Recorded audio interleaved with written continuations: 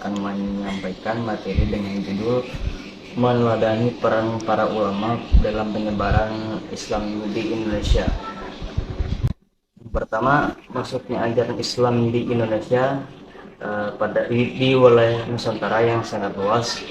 Posisi geografisnya terletak di persimpangan jalur perdagangan antar India, Cina dan Arabia. Maka sulit untuk memastikan wilayah mana yang menjadi pertama kali menerima Islam. Oleh karena itu, ada beberapa teori tentang masuknya Islam di Indonesia. Yang pertama, teori Mujarab oleh Profesor Dr. Christian Sopotne, yaitu masuknya Islam di Indonesia ini menurut beliau tidak mungkin Islam masuk ke Indonesia langsung berasal dari Arabia tanpa melalui ajaran tasawuf yang berkembang di Gujarat, India.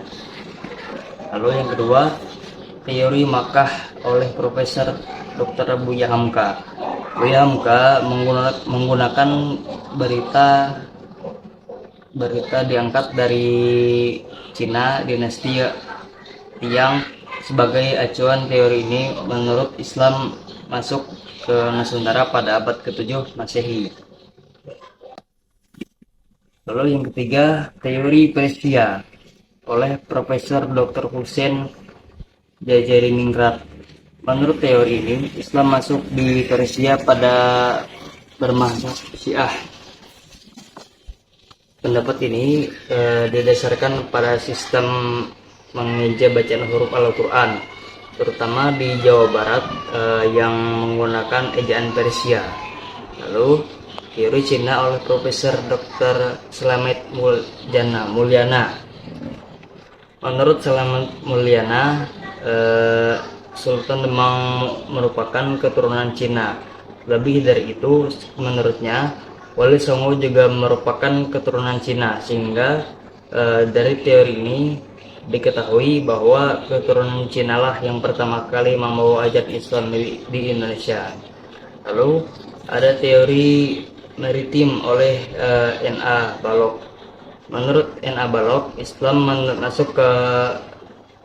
termasuk dalam Arab Saudi melalui jalur perdagangan laut, yaitu pada abad ke-1 Hijriah atau abad ke-7 Masehi. Agama Islam dikenal di sepanjang jalur Niaga di pantai-pantai tempat persinggahan. Persisnya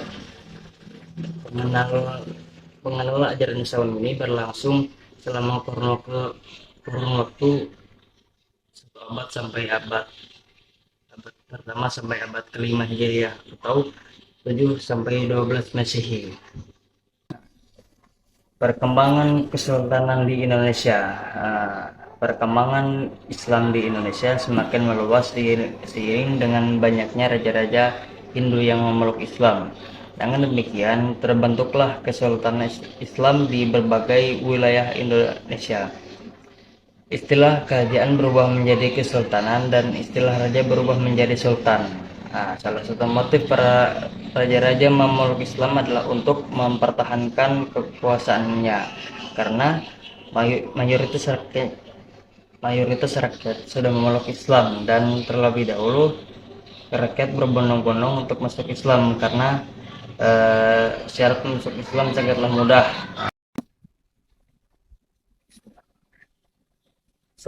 Selanjutnya adapun perkembangan mazhab Syafi'i yang dianut oleh mayoritas masyarakat Indonesia termasuk Kesultanan Samba Terpasai. Dapat diketahui dari catatan Ibnu Batutah, yaitu penjelajah Muslim dari Maroko yang bernama lengkap Abu Abdullah Muhammad bin Abdullah Alawati At-Tanji bin Batutah, yang pernah berkunjung ke Kesultanan Samba Terpasai pada tahun 745 sampai 746. Pada catatan tersebut dijelaskan bahwa Gujarat berkembang mazhab Syiah, sedangkan Kesultanan Samudra Pasai bermazhab Syafi'i. Sejarawan Belanda pada masa kolonial membagi periodisasi sejarah Indonesia menjadi zaman animisme dan zaman dinamisme, lalu zaman Hinduisme dan Buddhisme.